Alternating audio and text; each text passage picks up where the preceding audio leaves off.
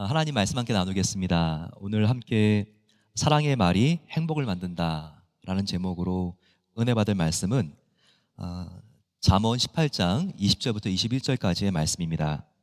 잠언 18장 20절부터 21절까지의 구약성경 말씀입니다. 929면에 있는 말씀, 구약성경 929면에 있는 말씀을 제가 먼저 받고 다 같이 21절 말씀은 함께 받도록 하겠습니다. 사람은 입에서 나오는 열매로 말미암아 배부르게 되나니 곧 그의 입술에서 나는 것으로 말미암아 만족하게 되느니라. 죽고 사는 것이 혀의 힘에 달렸나니 혀를 쓰기 좋아하는 자는 혀의 열매를 먹으리라. 아멘. 추수감사절을 마치고 이제 올해가 한 달 남았습니다. 한 달 동안 여러분들 어떻게 지내길 원하세요? 행복하게 살고 싶지 않은 사람은 아무도 없을 것입니다. 저희들이 이 한 달 동안의 기간을 교회력으로 봤을 때 대림절 혹은 대강절이라고 합니다. 이 지금 어드벤트라고 하는 오다라고 하는 뜻의 이 어드벤트, 이 대림절, 대강절은요, 그 뜻이 기다리다, 고대하다, 림, 이것은 강림입니다. 그래서 대림절이나 대강절이나 다 강림을 뜻하기 때문에 바로 예수님이 다시 오시는 그날을 간절히 기다린다, 이와 같은 절기입니다. 그러니까 성탄절이 예수님의 재림이죠. 정확하게 말씀드리겠습니다. 과거의 성탄절은요, 예수님이 첫 번째 이 세상에 오신 것이니까 초림이라고 하죠. 하지만 이제 주님은 뭐가 남았죠? 예수님은 다시 오신다고 하시고 승천하셨기 때문에 재림이 남았죠. 그렇기 때문에 저와 여러분들은 이미 예수님은 이 땅에 처음 아기 예수님으로 오셨고, 그리고 예수님이 승천하셨기 때문에 다시 오실 주님, 다시 오실 주님의 강림을 간절히 우리가 기다리는 것입니다. 그래서 이 대림절, 대강절은요, 다시 오실 주님 앞에 우리가 깨끗하고 정결한 신부가 되어서 우리가 기다려야 된다는 이와 같은 우리 마음속에 다짐을 새롭게 해주는 절기입니다. 이 한 달 동안 저와 여러분들이 정말 이 대림절, 다시 오실 예수님을 희망하면서 행복한 시간을 보내기를 원하는데요, 어떻게 해야지 우리가 행복할 수 있겠습니까? 그 중요한 방법이 한 달 동안 우리가 어떤 말을 하고 사는가, 여기에 달려있다고 해도 저는 과언이 아닐 것 같습니다. 우리가 어떤 말을 하는가는요, 내 마음속에 어떠한 마음을 품고 사는가, 이거와 굉장히 연관되어 있습니다. 내 마음에 품은 생각들이 우리의 입으로, 언어로 나오기 때문입니다. 그러면 저와 여러분들은 마음에 어떤 생각을 담고, 그리고 또 이 한 달 동안 어떤 말을 하면서 살아가야 될까요? 우리가 함께 이것을 배울 수 있는 시간이 되었으면 좋겠습니다. 말에는 힘이 있습니다. 말에는 힘이 있어서 무에서 유를 만드는 창조의 힘이 바로 이 말에 담겨 있습니다. 이것을 잠언 18장 21절이 우리에게 알려주고 있죠. 한번 보시기 바랍니다. 죽고 사는 것이 혀의 힘에 달렸나니 혀를 쓰기 좋아하는 자는 혀의 열매를 먹으리라 라고 말하고 있습니다. 보게 되면 보이죠. 바로 혀의 힘, 바로 혀에는 힘이 있다는 것을 여기서 보여주고 있습니다. 그래서 살리기도 하고 죽이기도 하는 이와 같은 유에서 물을 만드는 창조의 힘이 여기에 있다는 겁니다. 하나님도 이 말씀으로 창조하셨습니다. 창세기 1장을 보게 되면요, 하나님께서 이 세상을 창조하실 때 빛이 있으라 라고 말씀하시니까 빛이 생겼죠. 그리고 물이 있으라, 땅이 있으라, 그리고 생물들은 번성하라, 이와 같은 하나님의 말씀에 따라서 이 세상에 변화가 일어나고 또 창조가 일어나는 것을 볼 수 있습니다. 이와 같이 말은요, 무에서 유를 창조하는 놀라운 힘이 있습니다. 사람을 죽이기도 하고 살리기도 하는 것이 바로 이 말의 힘에 있다는 것을 우리가 발견하게 됩니다. 따라서 저와 여러분들이 뭔가 지금 한 달 남은 이 2022년 12월 달에 변화되기를 원하고 나의 마음이 행복과 기쁨으로 바뀌기를 원한다면 행복과 기쁨을 창조할 수 있는 말을 하면 됩니다. 반대로 주위에 있는 사람들이나 내 자신이 더욱더 좀 마음이 더 어둡고 변질되기를 원한다면, 변질시키고 싶다고 한다면 죽이는 말을 하면 되죠. 원망과 시기와 다툼이 있는 말, 이렇게 우리가 이런 말 속에 살아갈 때 우리의 환경과 우리의 운명이 정말 그렇게 바뀌는 것을 알 수 있습니다. 말 한마디가 얼마나 중요합니까? 잠언 18장 20절 말씀 보게 되면요, 사람은 입에서 나오는 열매로 말미암아 배부르게 되나니 곧 그의 입술에서 나는 것으로 말미암아 만족하게 되느니라 라고 나와 있습니다. 나와 다른 사람들을 만족하게 만드는가, 허기지게 만드는가, 바로 그것은 우리가 어떤 말을 하면서 사는가, 여기에 달려 있다는 것입니다. 이와 굉장히 비슷한 말이 한국 속담에도 있습니다. 바로 그것은 한마디 말, 바로 우리 입에서 나오는 한마디 말로 천냥빚 갚는다라고 하는 속담이 있죠. 이 천냥이라고 하는 것은 대단한 가치입니다. 이것은 몇만 불에 해당하는데요, 말 한 번 어떻게 하느냐, 거기에 따라서 바로 몇만 불이 오고 가는 그와 같은 이익과 불이익을 갖는다는 것입니다. 이게 과장이 아니죠. 정말 말 한 번 잘못하면 어떻게 되죠? 다 된 일에 찬물을 쫙 끼얹는 경우들이 있습니다. 하지만 진실한 사과의 말, 따뜻한 배려의 말 한마디가 기대하지 않은 놀라운 결과를 창출하기도 합니다. 이렇게 말이 중요하죠. 옛날에 박만득이라고 하는 백정이 살고 있었습니다. 어느 날 두 양반이 그에게 고기를 사러 왔습니다. 첫 번째 온 양반은 자기의 습관대로, 야 만득아, 고기 한 근 좀 다오, 무시하는 말투로 이렇게 툭 던졌습니다. 그러자 만득이도 습관대로 네 하면서 고기 한 근을 탁 썰어가지고 줬습니다. 또 다른 양반이 왔는데 이번에는 굉장히 젠틀맨입니다. 부드럽게 말을 하면서 박서방, 고기 한 근 주게, 이렇게 부드러운 음성으로 말했습니다. 그런데 그 고기는요, 언뜻 봐도 정말 먼저 산 양반과, 그리고 또 두 번째 산 이 양반과 비교했을 때 정말 훨씬 더 그 고기 사이즈가 부드러운 말을 했던 그 양반에게 큰 고기가 갔습니다. 첫 번째 양반이 너무나 화가 나가지고 이렇게 소리를 칩니다. 이놈아, 같은 한 근인데 왜 이렇게 차이가 나느냐? 왜 이렇게 나중에 온 저 사람은 저렇게 큰 것을 받고 나는 이렇게 작은 거냐? 그렇게 화를 내니까 만드기가 이렇게 말을 했습니다. 어르신, 당연하지 않겠습니까? 손님 것은 만드기가 자른 것이고 저 손님 것은 박서방이 자른 것입니다. 이렇게 말을 했습니다. 맞는 말이죠. 상대방이 어떻게 말하느냐에 따라서 듣는 이의 자존감이 달라지죠. 무시한 말을 듣는 바로 그때는 멋은 만드기가 되는 것이고, 그리고 또 부드러운 말을 했을 때는 자기 자신이 똑같은 사람인데도 이번에는 박서방이 되는 것이죠. 이렇게 말 한마디가 듣는 사람에게는 자기 자신을 다르게 보게 만듭니다. 말 한마디가 어떠한 치료약보다 효과가 있어서 생명을 구하기도 하고, 반대로 비수가 되어서 마음을 다 헤집어 놓고 들쑤셔 놓고 마음을 도려내기도 하는 것입니다. 이것을 알았기 때문에 잠언은 12장 18절에 이렇게 경고하고 있죠.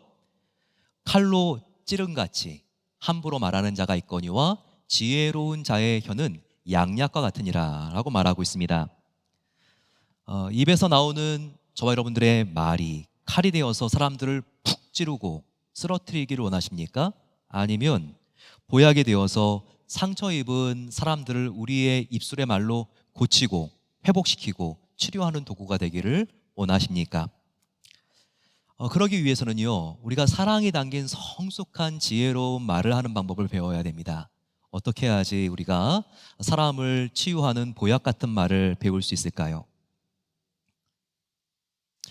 특별히 하나님은요, 말에 있어서 성숙한 사람을 매우 높이 평가한다는 것을 알아야 합니다. 이것을 야고보 사도가 알려주고 있죠. 야고보서 3장 2절 말씀입니다. 우리가 다 실수가 많으니 만일 말에 실수가 없는 자라면 온전한 사람이라 능히 온 몸도 굴레 씌우리라 라고 말하고 있습니다. 우리가 지금 이 부분을 잘 보게 되면요, 하나님께서는 완전한 자의 조건을 말의 실수가 없는 것, 여기에 둔다는 것을 우리가 발견할 수 있죠. 물론 우리는 완전할 수 없는 인간들입니다. 실수를 그래서 안 할 수가 없죠. 하지만 하나님께서 정말 기뻐하시는 성숙한 자가 되기 위해서는요, 말의 실수가 줄어야 합니다. 말의 실수가 줄어들었을 때 저와 여러분들은 비로소 하나님의 눈에 너가 성숙했구나, 지혜롭게 되었구나, 이렇게 하나님의 인정을 받을 수가 있습니다.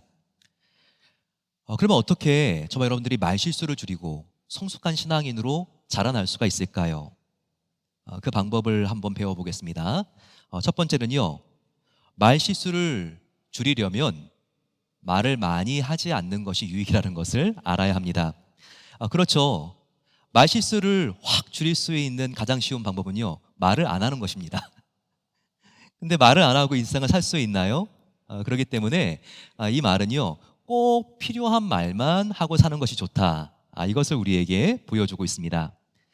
꼭 필요한 말만 하는 것이 우리의 경건에 굉장히 도움이 됩니다. 또 하나 뭐죠?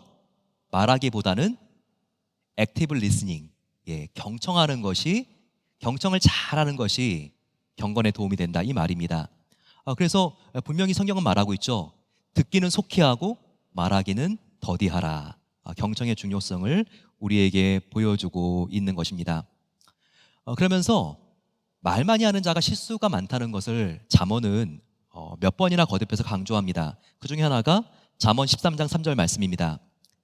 입을 지키는 자는 자기의 생명을 보전하나 입술을 크게 벌리는 자에게는 멸망이 오느니라 라고 말하고 있습니다. 입술을 크게 벌리는 자, 잘 때도 입을 탁 벌리고 자는 자, 그런 사람이 아니고요, 항상 대화 중에 말이 많은 사람, 이런 사람은 실수도 그만큼 많이 한다는 것을 여기서 보여주고 있습니다. 따라서 저와 여러분들이 입술의 성숙을 원한다면 꼭 필요한 말을 하고 말하기보다는 경청하는 습관이 있어야 합니다. 두 번째, 말 실수를 줄이기 위해서는요, 특히 화가 날 때 조심해야 합니다. 화가 났을 때 감정 조절을 잘 할 수 있어야 한다는 것을 잠언이 우리에게 알려주고 있습니다.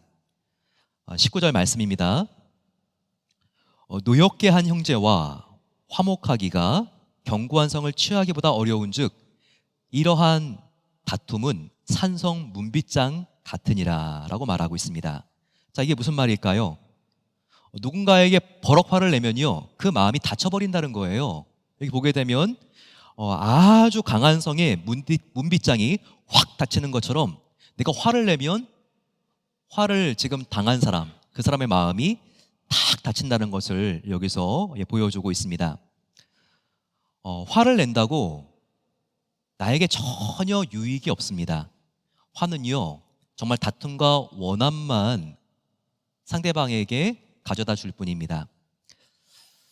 우리는 화를 내는 게 일이 좀 쉽게 끝날 것 같고, 화를 내면 저 사람이 나의 정말 이 억울한 감정을 좀 이해해 줄 것 같아서 그렇게 우리가 화를 내는 경우들이 많이 있죠.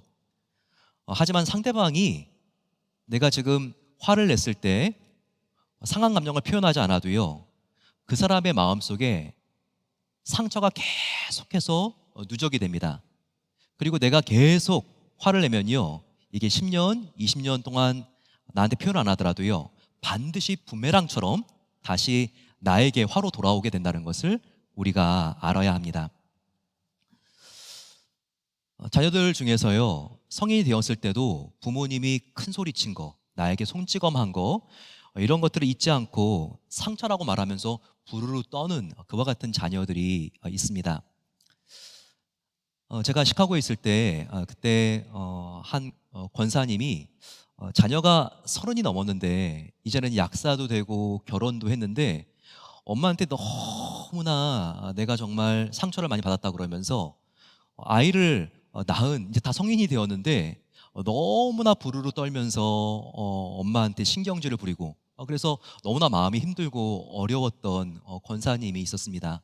목사님, 제 딸은요 지금 사춘기가 왔어요 라고 하면서 30이 넘은 딸의 너무나 그 딸이 자기를 섭섭하게 만든다고 이렇게 말을 하는 거였어요. 어, 이 권사님의 직업은 간호사였습니다.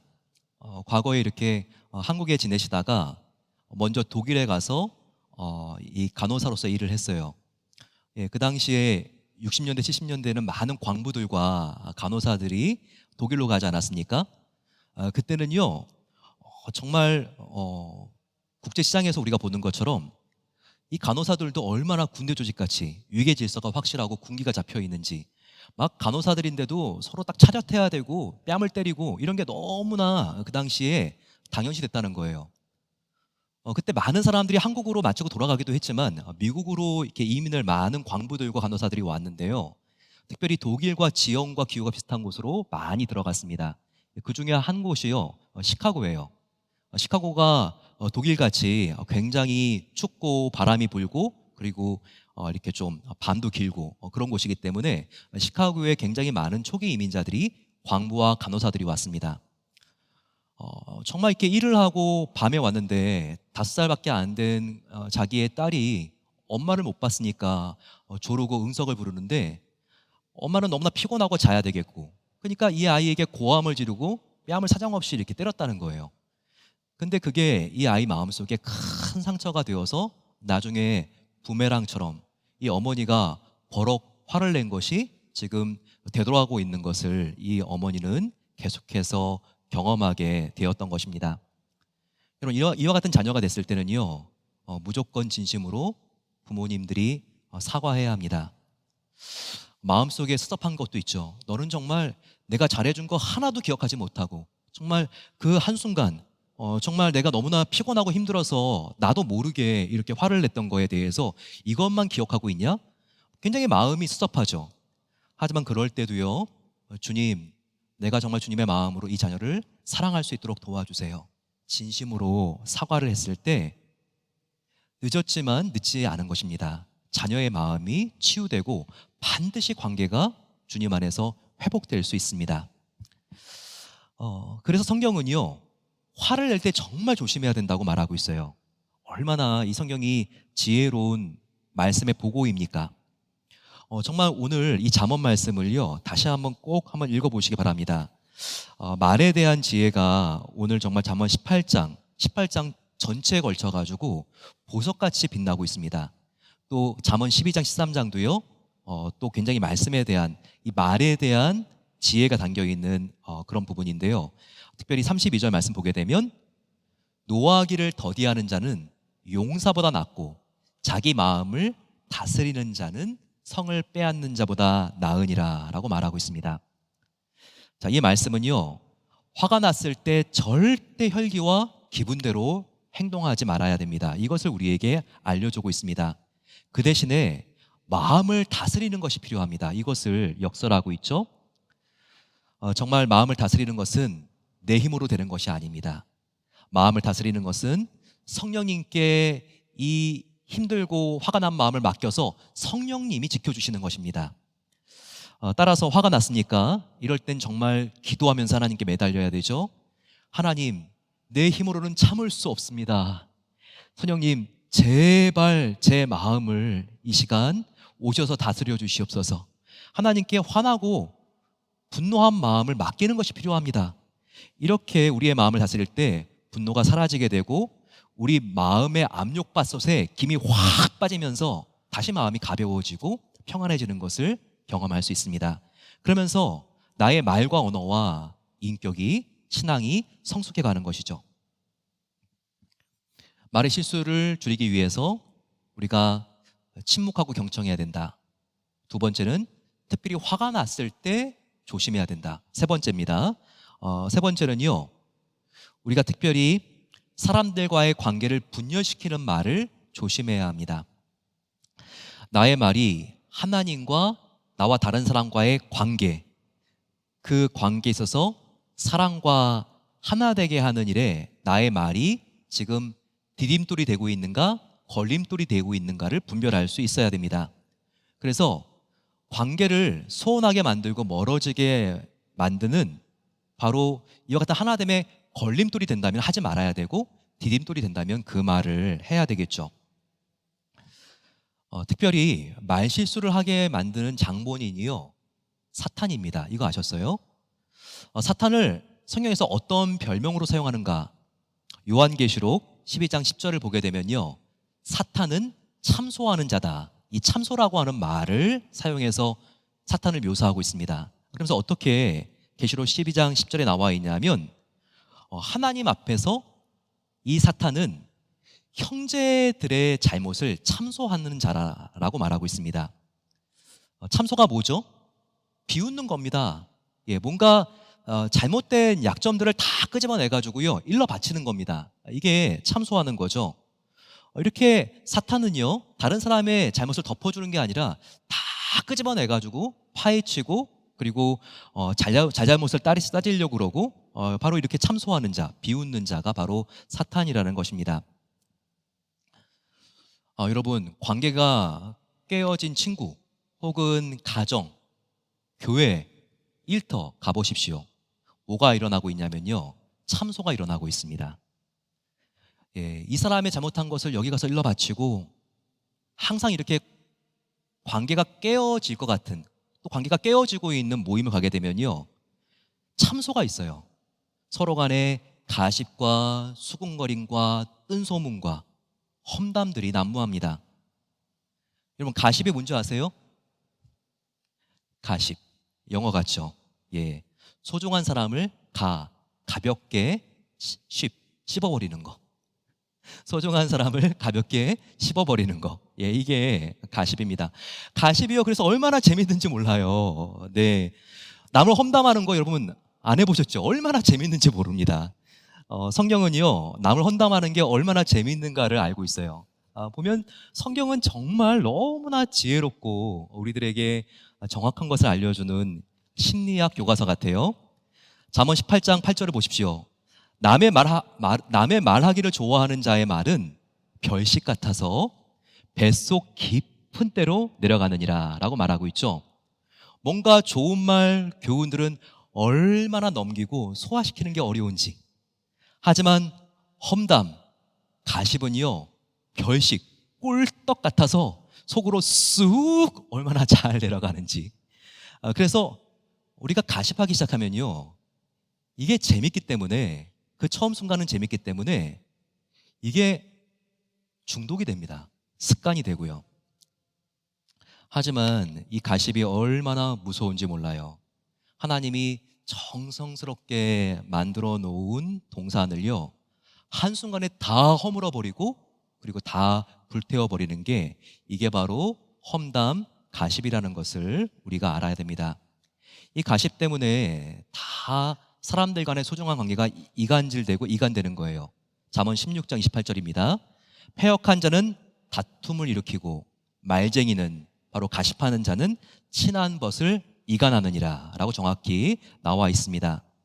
그렇기 때문에 잠언 20장 19절 말씀은요, 가십하는 자와 사귀지 않는 것이 경건에 도움이 된다, 이것을 말씀하고 있죠. 두루다니며 한담하는 자는 남의 비밀을 누설하나니 입술을 벌린 자를 사귀지 말지니라. 여러분들 주위에 항상 입 딱 벌어져 있는 사람 사귀지 말라는 게 아니라, 이렇게 낱말하기 좋아하는 사람, 이런 사람은 우리가 조심해야 된다는 겁니다. 경건한 사람은요, 낱말을 하기보다 하나님 앞에서 하나님과 깊은 대화를 합니다. 다른 사람과 많은 말을 하는 사람보다도 하나님과 깊은 대화를 하는 사람, 그리고 하나님 말씀 앞에 경청하는 사람, 이런 사람은요, 하나님 앞에 참회의 말, 회개의 말을 하기 때문에 그 내면이 깨끗해지고, 그리고 하나님 앞에 더욱더 성결하게 나아갈 수 있는 사람이고, 하나님이 이와 같은 사람을 정말 기뻐하십니다. 한 달 남았습니다. 2022년이 다 가기 전에 이 한 달은요, 내가 다른 사람들하고 많은 말을 하며 살아야지, 이런 결심을 하기보다 내가 좀 사람들하고는 말을 줄여야 되겠다, 하지만 하나님과 더 많은 말을 나눠야지, 하나님과 더 깊은 생명의 언어, 하나님과 더 깊은 대화를 나눠야 되겠다, 이와 같이 우리가 결심할 때 이 한 달이 정말 유익하고 우리의 내면이 깨끗하게 되고 하나님 안에서 진정한 평안을, 자유를 누릴 수 있습니다. 한번 생각해 보세요. 분열된 관계들, 다 이것은요, 뭔가 이렇게 말 때문에 생기는 것입니다. 이 정말 무분별한 말, 사랑이 담기지 않는 잔인한 말들이 얼마나 사람들의 관계와 소중한 공동체를 정말 박살내 버리는지 우리가 그것을 정확하게 볼 수 있어야 합니다. 이솝 우화 중에서 이와 같은 이야기가 있습니다. 소 7마리가 함께 모여서 풀을 뜯고 있는 거예요. 배고픈 사자가 이 소를 먹으려고 그러는데 서로 다 뭉쳐가지고 이렇게 풀을 뜯으니까 정말 그 뿔에 받칠 것 같아가지고 사자가 가까이 갈 수가 없는 거예요. 그래서 이 사자가 계략을 꾸밉니다. 그러면서 살금 가서 소 한 마리 한 마리씩을 다 만나서 귀에 대고 이렇게 말을 합니다.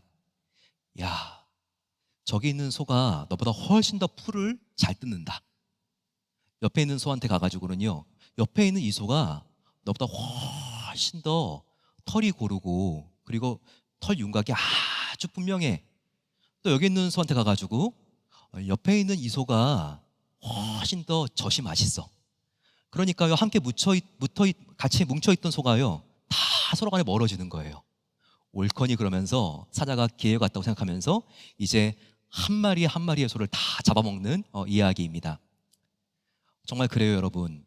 직장이 어려워지는 거, 교회가 어려워지는 거, 한 민족이 흔들리는 거, 외부에 아주 막강한 적이 왔기 때문이 아니에요.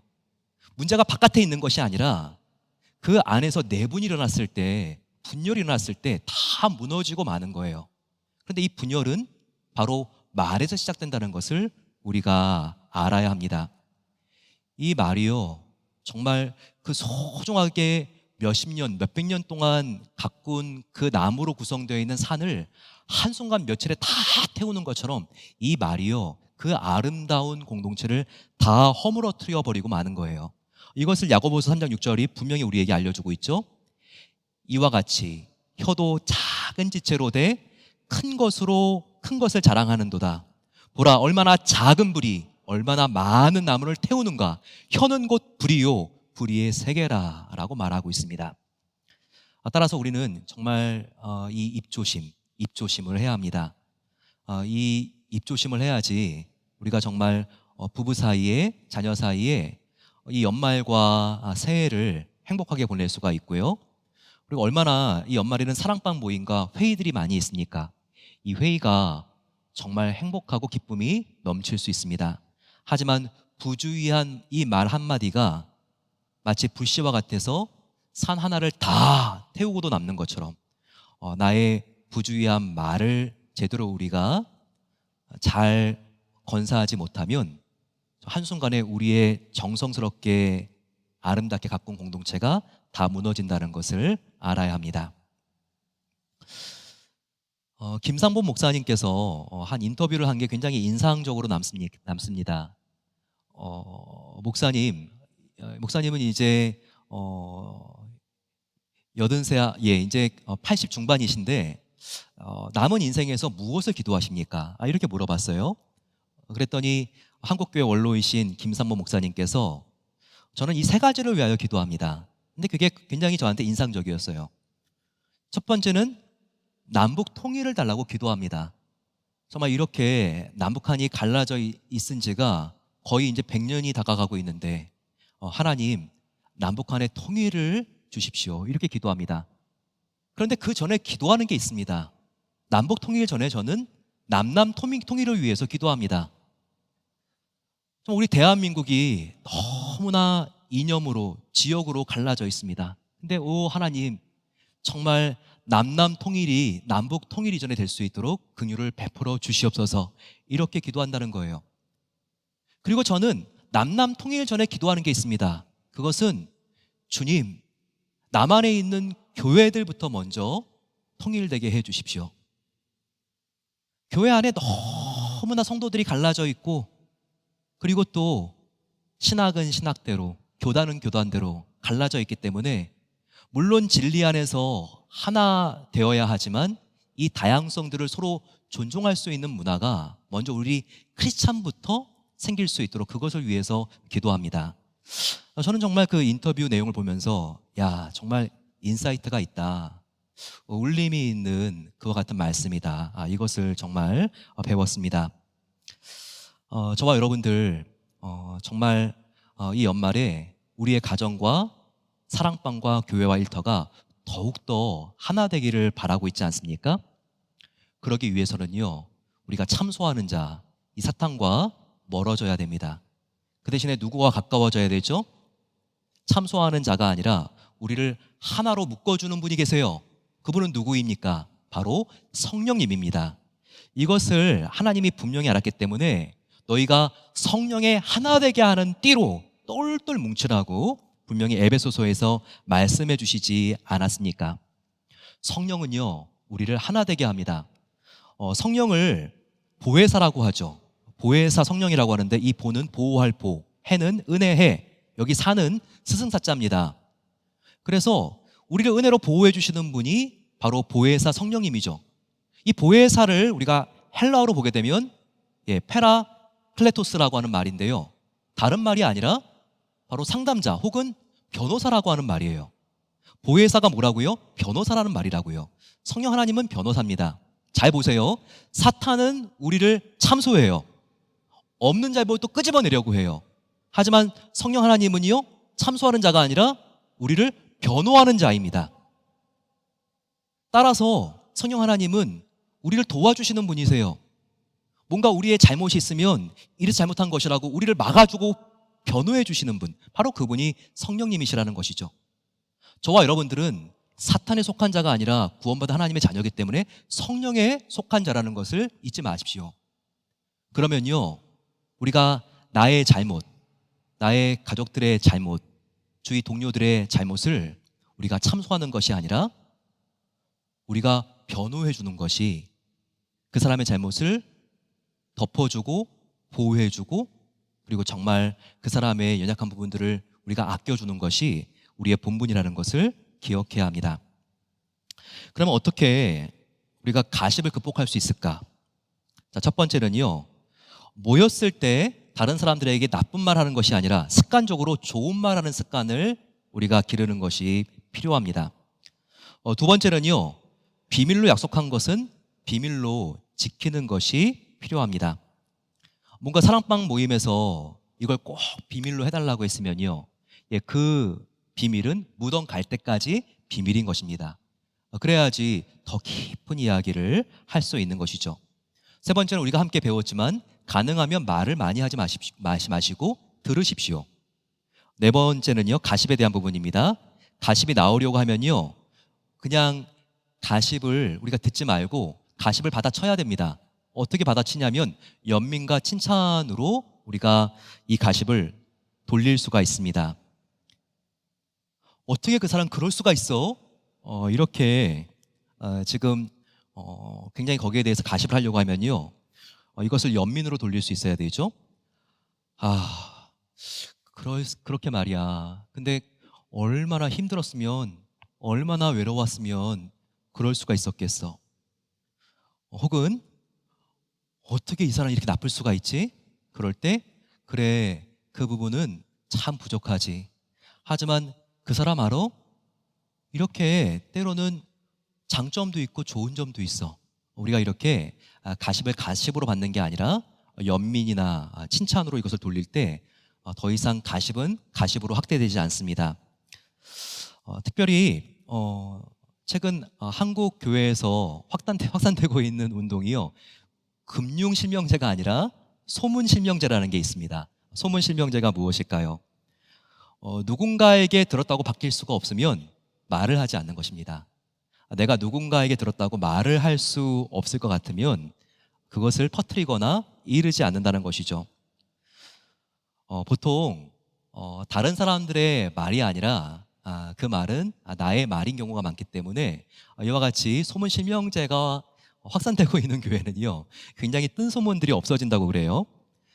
그런데 우리가 이 가십을 정말 조심해야 됩니다. 우리가 가십 근처에도 가지 않으려고 노력할 때 이 가십으로 생기는 많은 일들을 우리가 막을 수가 있습니다. 우리가 지금까지는요, 어떤 말을 조심해야 되는가 함께 배웠는데요. 이제는 짧게 어떤 언어가 우리를 행복하게 만들 수 있는가 우리가 함께 배워보겠습니다. 사랑이 담긴 언어는요, 우리의 삶을 행복하게 만들어줍니다. 그런데 사랑이 담긴 언어는 세 가지 종류가 있는데요. 첫 번째는 남을 존중해주는 언어입니다. 존중하는 언어는요, 관계를 회복시키고 관계를 아름답게 만듭니다. 한 가정사역연구소에서 조사를 했는데요, 특별히 자녀에게 물어봤습니다. 자녀가 부모에게 가장 많이 상처를 받는 말 1위, 바로 그것은 부모가 이런 말을 할 때래요. 야, 너 정말 제대로 하는 일이 뭐가 있냐? 이런 말을 들을 때 43%의 자녀들이 정말 힘이 빠집니다. 이렇게 말을 했다고 합니다. 그러면 반대로 부모가 자녀에게 가장 상처를 많이 받는 말 1위는 무엇일까요? 그것은 자녀가 눈을 이렇게 부릅뜨면서 엄마 아빠 나에게 해준 게 뭐가 있는데, 이렇게 말할 때 정말 아빠 엄마는 너무 큰 상처를 받는다는 거예요. 이 지금 부모와 자녀가 다 상처받고 가장 힘들어하는 말의 특징이 뭐죠? 둘 다 무시하는 말이에요. 너가 무슨 일을 제대로 하냐? 엄마 아빠 해준 게 뭐가 있는데? 다 보게 되면 이렇게 존중해주지 않는 말 때문에 상처를 입습니다. 따라서 우리는 이 존중하는 말을 정말 개발해야 돼요. 우리가 왜 상대방을 존중해야 되죠? 예수님을 믿고 거듭난 저와 여러분들은요, 상대방이 존중받아야 될 이유가 그 사람의 외모, 재산, 부모가 누구인가, 학력, 얼마나 배웠는가, 사회적인 지위에 있지 않습니다. 예수님을 믿는 저와 여러분들이 상대방을 존중해줘야 될 이유가 뭐죠? 그 사람이 아무리 실수를 많이 하고, 그리고 과거에 어떻게 살았는지 이 오레곤이 다 알고 있고, 그리고 정말 장애가 있는 분이라 할지라도 그 사람을 위해서 하나님께서 당신의 하나밖에 없는 생명을 희생하셨는데요, 그리고 하나님이 그 사람을 하나님의 형상으로 창조하셨는데요, 상대방이 그와 같은 존재인데 우리가 어떻게 존중하지 않을 수가 있겠습니까? 이 사람 때문에 하나님이, 내가 그렇게 사랑하는 하나님이 죽임당하셨는데, 그리고 이 사람은 다른 사람이 아니라 하나님 형상대로 창조된 분인데, 우리가 정말 상대방의 이 무한한 가능성과 존재 가치를 안다면 절대로 이 사람을 무시할 수가 없습니다. 존중하는 마음을 가질 수밖에 없고, 존중하는 마음을 제대로 가지고 있다면 자연스럽게 존중하는 말이 흘러나올 수밖에 없는 것입니다. 따라서 우리가 다른 사람을 정말 존중할 때요, 얼마나 그 안에 건강한 문화가 싹트고 기쁨이 샘솟는지 모릅니다. 우리 한번 연습해 보면 좋겠습니다. 오늘 집에 가면요, 자녀에게 한번 이렇게 말해 보시기 바랍니다. 결혼 안 하신 분들도 계시는데 미래를 위해서 한번 연습해 보세요. 저를 한번 따라해 보시기 바랍니다. 너가 가장 소중하단다. 너가 가장 소중하단다. 저를 한번 따라해 보세요. 너를 하나님이 얼마나 사랑하는 줄 아니? 너를 하나님이 얼마나 사랑하는 줄 아니? 너는 정말 가치 있는 존재란다. 너는 정말 가치 있는 존재란다. 엄마 아빠는 너를 정말 사랑해. 엄마 아빠는 너를 정말 사랑해. 또한 여기 자녀가 계시다면 부모님께 이렇게 말할 수 있죠. 누구보다도 저는요, 부모님을 존경합니다. 정말 오늘 이렇게 카톡을 한번 보내시거나 전화하면 얼마나 부모님들이 좋아하시겠습니까? 여기 지금 이렇게 아내분이 계시고 옆에 남편이 앉아 계신다면요, 이렇게 한번 말씀해 보세요. 옆에 바라보시고, 당신밖에 없어요. 네, 당신이 최고예요. 네, 옆에 아내분이 계시다면 내가 이렇게 빚만 지고 살 수 없죠. 이렇게 한번 말씀해 보십시오. 당신은 당신은 나의 생애의 최고의 선물이에요. 당신은 나의 생애의 하나님의 최고의 선물이에요. 여러분, 그래요. 너무나 지금 이런 말 들으니까 몸둘 바를 모르겠잖아요. 황송하잖아요. 금방 마음이 기쁨으로 변화되죠. 존중하는 말은 이렇게 우리를 변화시키는 것입니다. 두 번째, 사랑이 담긴 말은요, 감사하는 말이에요. 감사하는 말은 아주 단순해요. 감사는요, 받은 것을 받았다고 말하는 거예요. 감사는요, 받은 선물을 내가 이런 선물을 받았다고 그 사람에게 말하는 거예요. 감사는요, 성취한 것이 나의 혼자의 힘으로 된 것이 아니라 도와주신 분의 도움으로 된 것이라는 것을 정직하게 말하는 것입니다.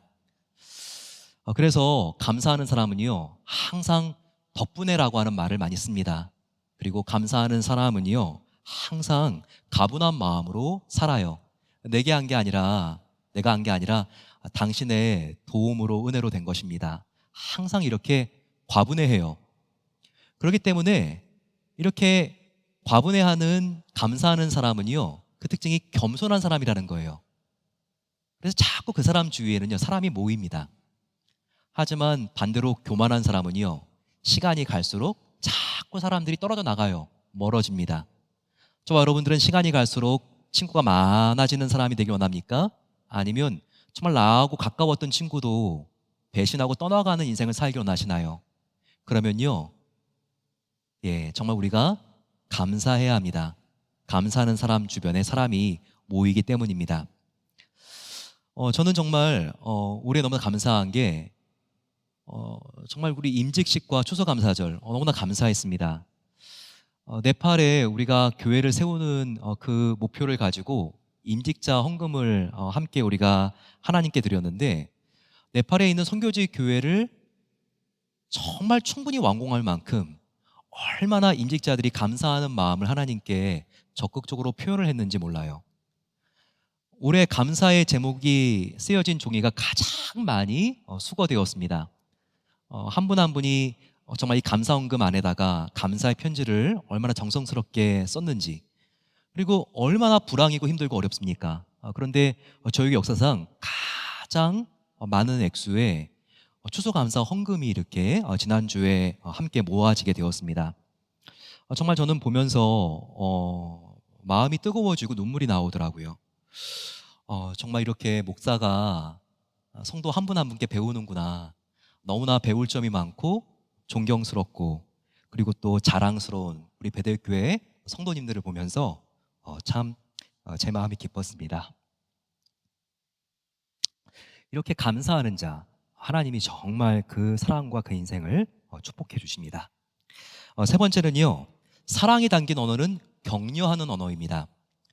근데 이 격려가 참 안 돼요. 왜냐하면 우리가 격려를 제대로 배우지 못했기 때문이에요.